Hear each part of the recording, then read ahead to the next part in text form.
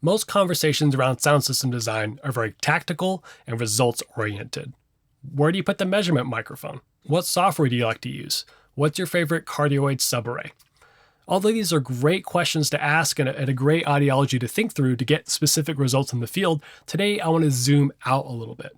I want to give you my three-part approach to the framework and philosophy that I use for all of my decision making and sound system design.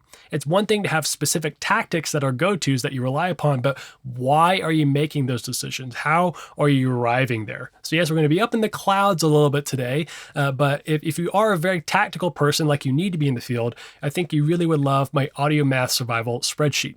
It's a free resource that you can get at the link below or at producedbymkc.com/audio toolkit.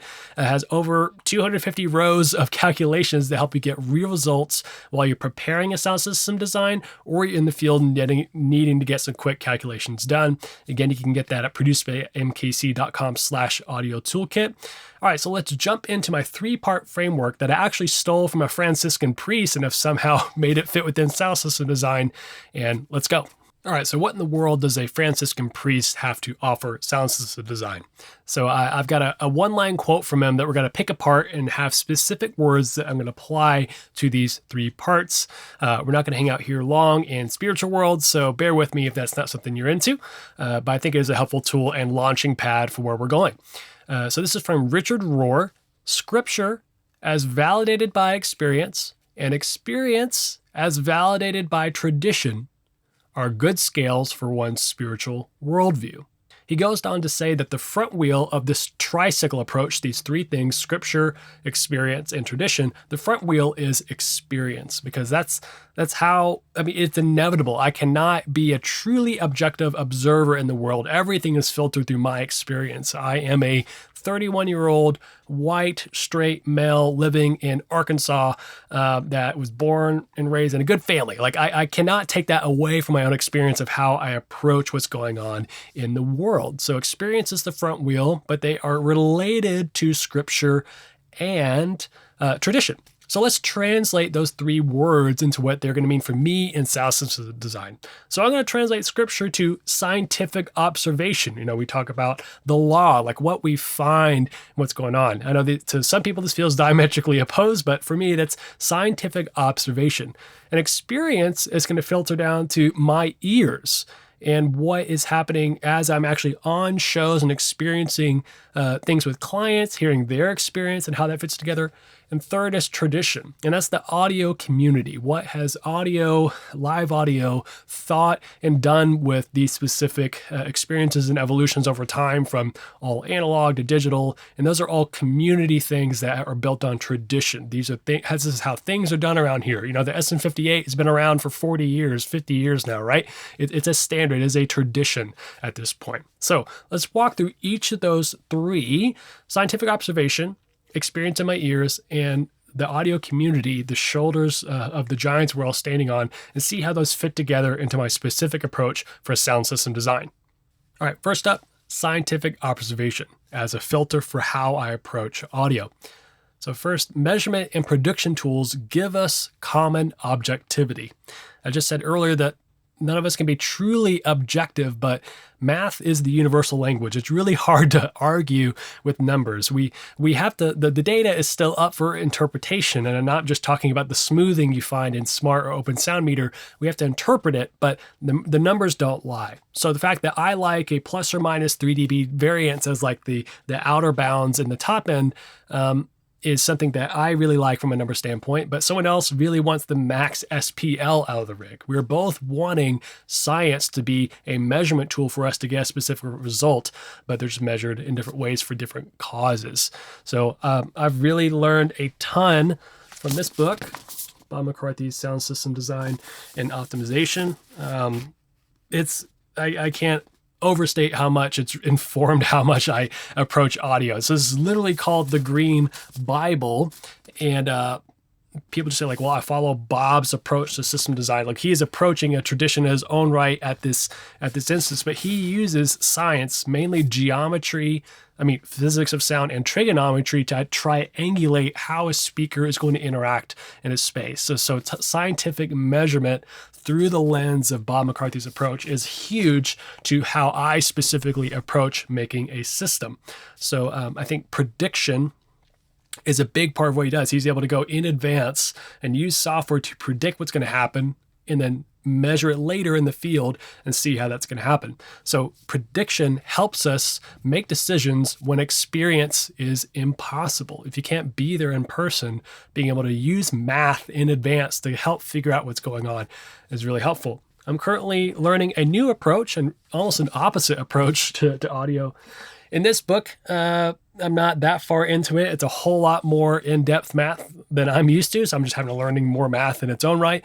But what I know is this school of thought, Don Davis and this whole crew, are really more focused on acoustics. Let the room dictate, go in there beforehand, get an impulse response to the room, put it in other really expensive software and get results before you even start thinking about triangulating a position for a speaker. So this is really different than what I'm used to thinking about, but I've enjoyed diving into their approach. So anyway, measurement and prediction tools give us a common objectivity that we can share and unite around as we're making designs. Number 2, a real world show is the ultimate test of any ideology. So I've been learning this phrase and kind of framework from a guy named Nick Milo, who's really good at personal knowledge management in a software called Obsidian, and it's called anti-fragility. And it's really brought this home for me that we can have the coolest prediction software, have down to the millimeter where we're going to have all our line arrays pointed, but as Mike Tyson says, everyone has a plan until they get punched in the mouth, right? And so it is shows when you're under the gun, the truck was late, you're having to get the rig up really fast. You couldn't put the rig there before because lighting had to move stuff around. All these real world changes that always happen in production are going to force and really see like, do you have the principles of audio really within you that you can move on the fly and okay, no problem, we'll put it here. That's coming so quick to mind that you're able to be flexible and adaptive. And so building out too much in advance, expecting everything to go perfectly is just a recipe for failure. So make resilient or anti-fragile systems in the field. So I like to do it just enough prediction, if this is not a permanently installed system that I'm designing, just enough prediction and 80-20 it enough to where I know this is going to do the job. Then I'm just going to expect things to change on site and then know just from experience what type of things are going to change.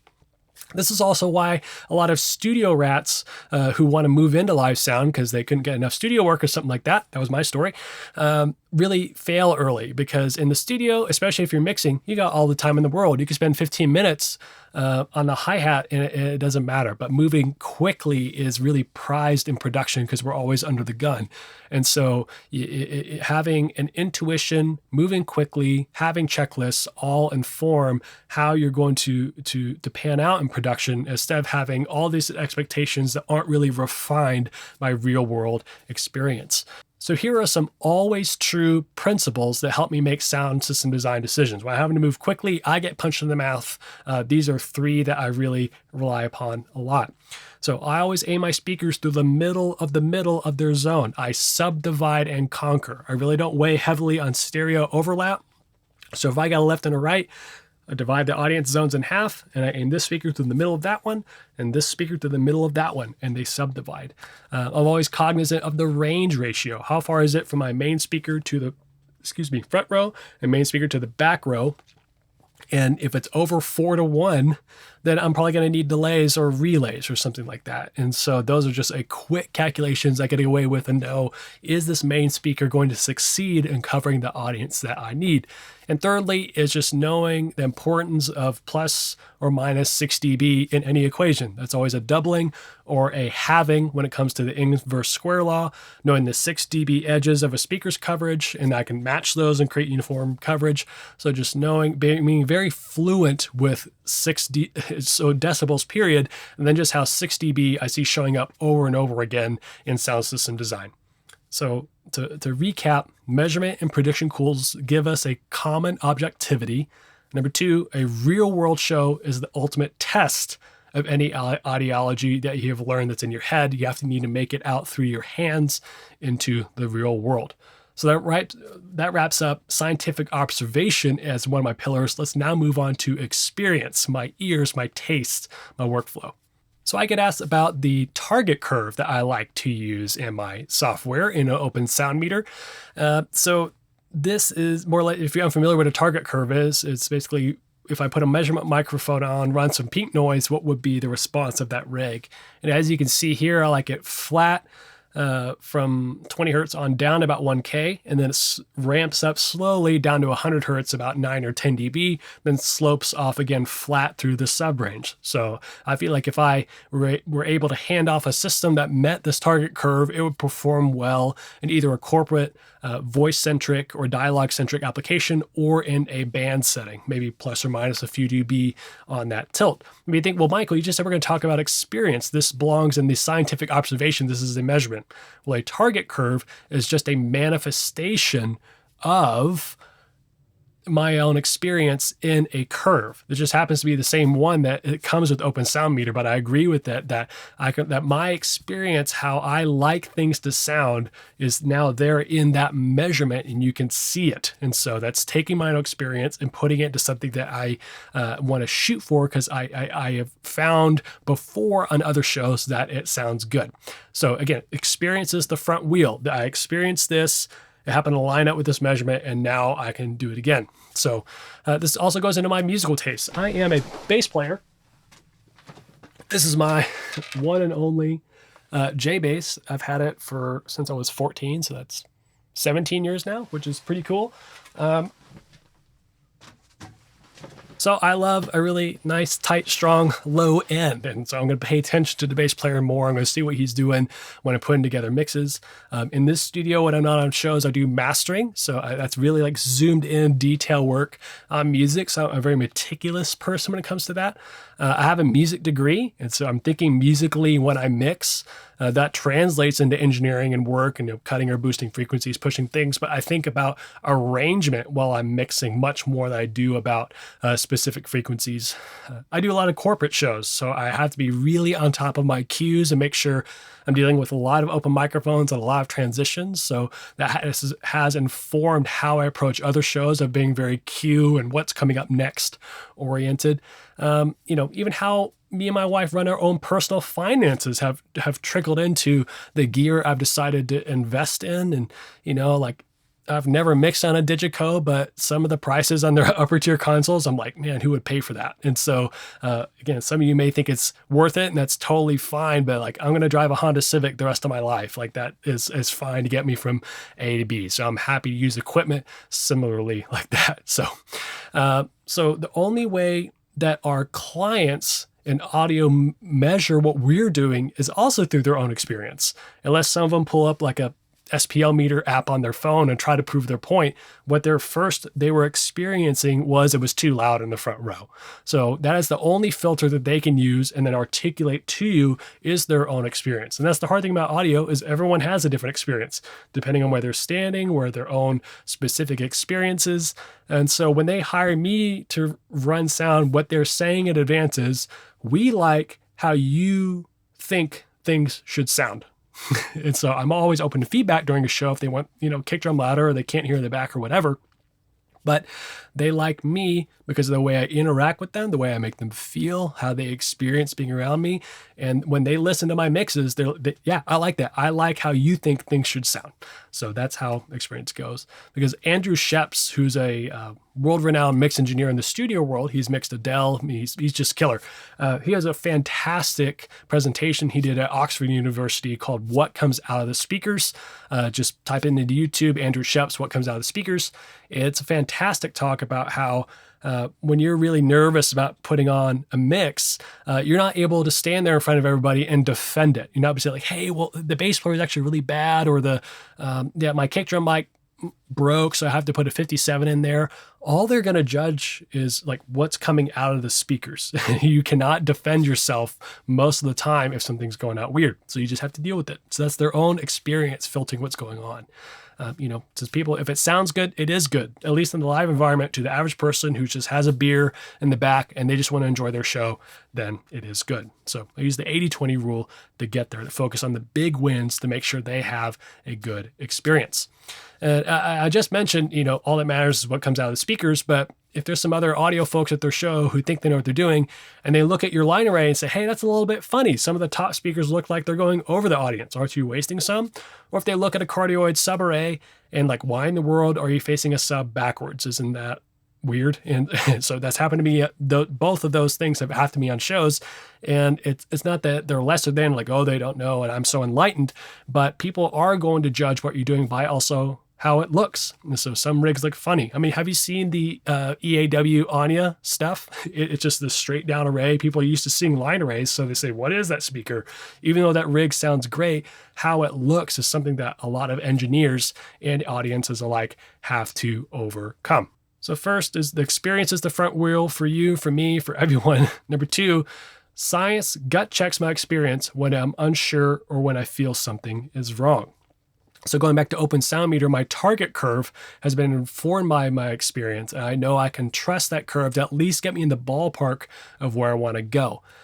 Second is tonal balance control. It's a studio tool made by Isotope that's basically a fancy, really slowly weighted RTA where you can run your mix through it, and if it falls between these little almost like a target curve, then you should be in good shape. I use that all the time on broadcasts because I'm usually mixing on speakers that don't have a ton of low end, or I'm mixing broadcasts right next to a room that has the live thing, and I'm just getting pummeled with subs that are coming through the wall, and I have no idea in my headphones what the low end is sounding like. So I will oftentimes run my mix into my computer and monitor it with tonal balance control so I can keep an eye on the low end. And this has been really, really helpful for me. So science can gut check my own experience when I am unsure what I'm using. Because you can rarely use data you gather in the field and show it to the PM or the client to have them change the decisions. They are not going to really be able to look at any of the data you've captured in Open Sound Meter or Smart and say like, oh yeah, I guess you're right. It's their experience of hearing the rig is going to determine their what the decisions they make. Number three, I really think slowing down, building things yourself, and making mistakes in the field is how you learn. So that's how, I made the audio math survival spreadsheet slowly as I stepped through Bob's book. And so I was able to take what I was learning, processing it, interpret those formulas, put it in a one user-friendly place. And so I'm sharing it with you folks. I hope you guys would download it and put it to work and make it a resource you use on your show so you can get better results. But it was actually me in making the spreadsheet. I've gotten so much more value out of it than when I actually use it. And I do use it all the time. It's really helpful. But making those tools, experiencing and sifting through that knowledge is what really matters. And so it's how I internalize and process really learning the decibel scale, how trigonometry affects, all the angles of the speakers and how they fit together. It's the core of my system design approach, and it's been really, really, really helpful. So field testing all of this is how I really processed all these key learnings. It was one thing to get it in prediction software, but until my designs met the field, I got measurements and I heard them, was what's most helpful. I could always go back and create more calculations that might be cool one day to use in really specific niche situations, but it's the everyday, the 80-20 is why I really focused on cramming into this spreadsheet so it could be helpful on my shows and then hopefully also for yours. Now let's move on to our last pillar, tradition, or the sacred cows, the lines in the sand, the audio community that we all have been leaning towards. So we've been talked about the scientific method, scientific observation as a core. We've talked about my own experience as the core of my framework. And now we're going back to tradition or sacred cows. So yeah, we're standing on the shoulders of giants. Be grateful for all of the super incredibly smart people who put together these giant books of just all their knowledge that we can get for less than $100. All the online courses, all the other people on YouTube like Nathan Lively or Merlin Van Veen or Mauricio Ramirez. Like, it's fantastic that we have so much access. So, I think about the generous people who trained me, guys like Cameron McGee and Philip Johnson, who just really invested in me from the get-go in my audio career and path. And so I cannot say thank you enough. Wes Martin, another guy in the studio world. So I just wanted to say that to them, to thank you for investing with me, because I've been able to just learn from their communal experience and put it in me. So their ethos, specifically on the live side, was, seek to simplify, go 80-20. A mic heard is better than a mic sounding good. So be on your cues, be attentive, be present, make it happen, be a go-getter. So that's very much instilled in me from the audio community and those I was trained with. I will also not be double happy if a truck pulls out with an L-Acoustic X12 point source versus a QSC K12.2. So the X12 is more than double the price of a K12, and you have to get an amp with it. So double the price does not mean double the happy for me. I would be perfectly happy with the K12.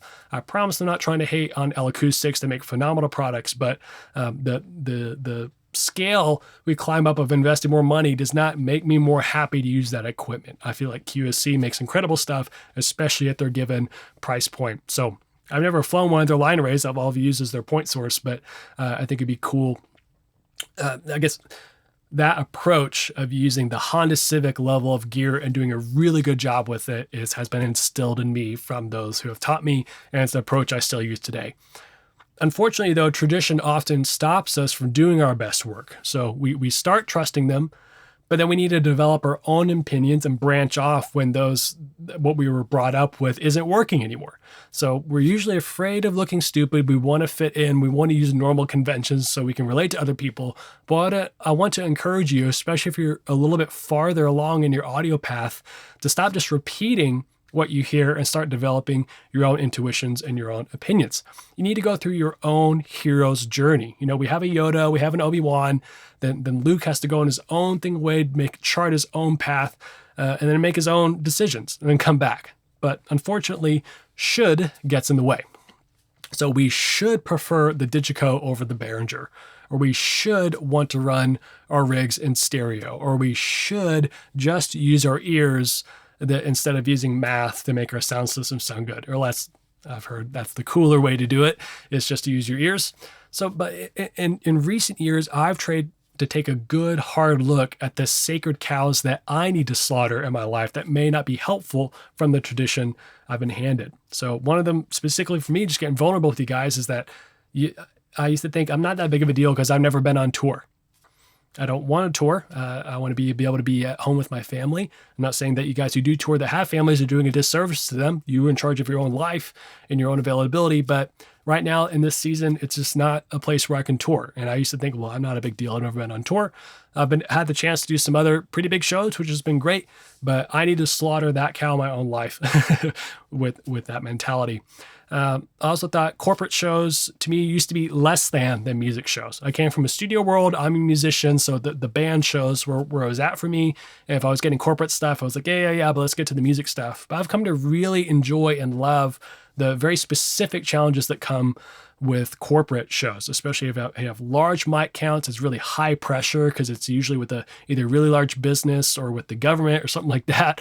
And so it's not, has stretched and developed a different part of my brain. So I've really come to appreciate that attention to detail, being able to go from, this guy's been talking for an hour and now something has happened. It's like being a first baseman. You just have to be like on your feet, really active. You've just been at rest. No one's hit anything your way for a while. And now, you have to spring into action and make it happen. A lot of shows, it's really just boom, boom, boom, boom, right after another in corporate world, but sometimes it's the opposite. There's those lulls. So anyway, I've really come to appreciate them. And so I've been able to slaughter that sacred cow in my life that I should want to do band shows more than I want corporate shows. And third is developing an appreciation for budget gear like the X30 tier. It's been around more than 10 years now, guys. Come on, and girls. It's crazy how much that console, the updated firmware, but the overall layout and workflow really hasn't changed all that much. And it changed the game when it came on the scene, and it's still there. So I'm not turning my nose up anymore if that shows up in a writer. I can get plenty good mix on that thing, even if something nicer that I might want to use is on there. As long as the channel counts work, it's great. We will get the job done. Number fourth, something I'm currently having to deal with from a tradition standpoint is I've run into people who really don't want to learn the physics and the trig and everything behind wanting to make their sound systems better. Their eyes glaze over and we start talking about math. And it's easy for me to think like, those plebeians, they really don't want to dive in. They don't want to devote the time and mental energy. And I just get, it's not for everyone. I think math is really helpful for my own specific approach. It helps me get better results. But even I'm starting to drown a little bit in some of like the really advanced calculations in this book. So that kind of middle ground, the Honda Civic thing of Bob in his book is using enough to prove that here's what's going on, but it's not so much as so technical that you're just overwhelmed. And so I want to say if you feel like that's just not something you want to dive into, that's okay. You can still trust your ears. You can still get great results in the field. And I just wanted to share that with you. So I do want to end this last tradition segment is that an idea doesn't exist unless it's shared. So here comes anti-fragility up again. I really trust those who have shared their ideas after they've been tested in the field. Everyone's got an idea. Everyone thinks, this should be better. This should be better. But being able to come back with real world experience that has refined and made this sit in where we all can put our hands on it and touch it and see it and have it proven means so much more to me than just like a random one-off thing. Like, yeah, that was terrible. I should have done X, Y, Z. Well, have you ever done that? How have you dealt with that in the past? Unless you can answer that, your opinions don't have a whole lot of weight with me. And so now that I've had 15 years of shows behind me, I'm able to say that. If you're at the beginning, yes, just go out there, do a bunch of shows, get out in the field, get your hands dirty. It's worth it, and is the best way to learn. Is just get out there. Even if you're just going to be a stagehand for the first few years, please get out there and do it. So there you have it. Those are the 3-part framework of basically, here's what Michael thinks about sound. It's I really believe in scientific observation. It's going to only become more important as sound systems become more complex. We got to learn the math. We got to do the work.